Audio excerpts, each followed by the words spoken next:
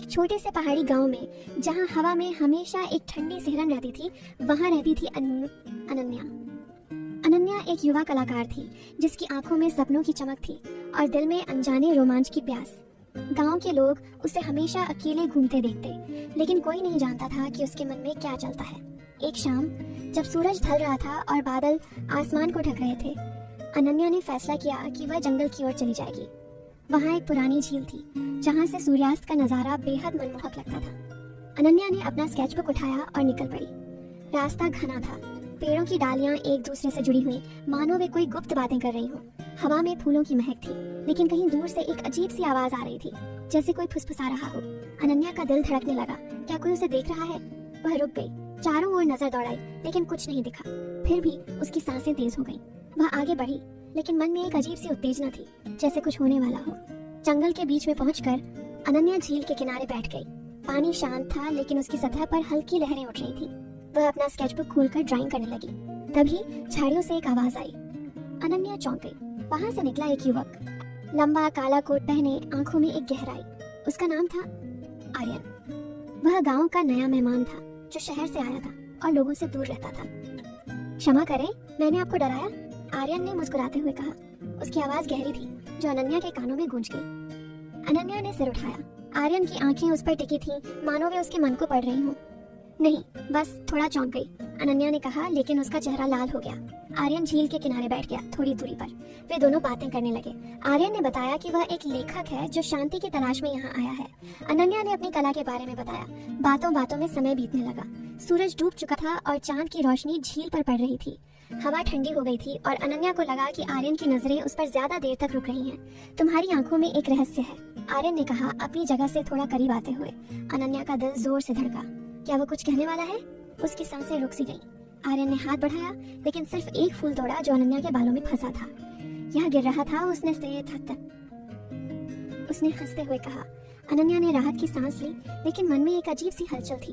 वे दोनों और बातें करने लगे, जीवन के सपनों, अकेलेपन की। आर्यन की कहानियां सुनकर अनन्या मंत्रमुग्ध हो गई। वह सोचने लगी, क्या ये संयोग है या किस्मत? रात गहराने लगी। जंगल में कीड़ों की आवाजें बढ़ गईं। अनन्या को लगा कि कोई उन्हें देख रहा है। सुनो, क्या तुम्हें भी लगता है कि हम अकेले नहीं हैं? उसने पूछा। आर्यन ने चारों ओर देखा। शायद कोई जानवर हो, उसने कहा, लेकिन उसकी आवाज में एक तनाव था। वे दोनों उठे और वापस चलने लगे। रास्ते में आर्यन ने अनन्या का हाथ पकड़ा, सिर्फ इसलिए कि रास्ता अंधेरा था। अनन्या की धड़कन तेज हो गई। उसका स्पर्श गर्म था और मन में विचार आने लगे। क्या वह कुछ महसूस कर रहा है? लेकिन आर्यन ने हाथ छोड़ दिया जब रोशनी दिखी। गांव पहुंचकर वे अलग हुए। अनन्या घर आई, लेकिन नींद नहीं आ रही थी। वह आर्यन के बारे में सोचती रही। अगले दिन वह फिर झील पर गई। आर्यन वहां पहले से था। मैं जानता था तुम आओगी, उसने कहा। वे फिर बैठे। इस बार बातें ज्यादा गहरी हुईं। आर्यन ने अपनी जिंदगी के राज बताए, कैसे वह शहर की भागदौड़ से थक गया था। अनन्या ने अपनी कल्पनाओं के बारे में बताया। हवा में एक तनाव था, जैसे कुछ होने वाला हो। आर्यन करीब आया, उसकी आंखें अनन्या के चेहरे पर टिकी। अनन्या की सांसें रुक गईं, लेकिन तभी दूर से एक आवाज आई, गांव के लोगों की। वे दोनों अलग हो गए। दिन बीतते गए। अनन्या और आर्यन की मुलाकातें बढ़ने लगी। हर शाम झील पर वे बातें करते। आर्यन की नजरें अनन्या पर ज्यादा देर रुकती और अनन्या को लगता कि वह कुछ कहने वाला है। एक शाम बारिश होने लगी। वे एक पुराने पेड़ के नीचे खड़े हो गए। पानी की बूंदें उनके चेहरों पर गिर रही थी। आर्यन ने अनन्या की ओर देखा, उसका हाथ उसके कंधे पर रखा। अनन्या का दिल जोर से धड़का। क्या अब कुछ होगा? लेकिन आर्यन ने सिर्फ कहा, तुम ठंडी हो रही हो, घर चलो। अनन्या निराश लेकिन राहत महसूस कर रही थी। एक रात अनन्या को एक सपना आया। सपने में आर्यन उसके करीब था और जंगल में वे दोनों अकेले, लेकिन सपना टूट गया। अगले दिन वह आर्यन से मिली। मैंने तुम्हारे बारे में सोचा, अनन्या ने कहा। आर्यन मुस्कुराया। मैं भी। वे झील के किनारे चले। पानी में उनका प्रतिबिंब दिख रहा था। आर्यन ने अनन्या का हाथ पकड़ा, इस बार लंबे समय तक। अनन्या की आंखें बंद हो गईं। हवा रुक सी गई, लेकिन तभी एक जोर की आवाज। कोई पक्षी उड़ गया। आर्यन ने हाथ छोड़ दिया। डर गए? उसने हंसकर कहा। गांव में अफवाहें फैलने लगी। लोग कहते अनन्या और आर्यन के बीच कुछ है। अनन्या को लगता कि लोग उन्हें देखकर मुस्कुराते हैं, लेकिन वे दोनों सिर्फ दोस्त थे, या शायद इससे ज्यादा। एक शाम आर्यन ने कहा, मैं तुम्हें कुछ दिखाना चाहता हूँ। वे जंगल के गहरे हिस्से में गए। वहाँ एक गुफा थी। अंदर अंधेरा था, लेकिन आर्यन ने टॉर्च जलाई। गुफा में पुरानी चित्रकारी थी। अनन्या मंत्रमुग्ध हो गई। वे करीब खड़े थे, सांसें मिल रही थी। अनन्या को लगा अब कुछ होगा। आर्यन ने उसकी ओर देखा, लेकिन सिर्फ कहा, यह मेरी प्रेरणा है। रातें बीतती गईं। अनन्या का मन उलझने लगा। वह आर्यन के स्पर्श को याद करती, उसकी नजरों को, लेकिन कभी कुछ नहीं हुआ।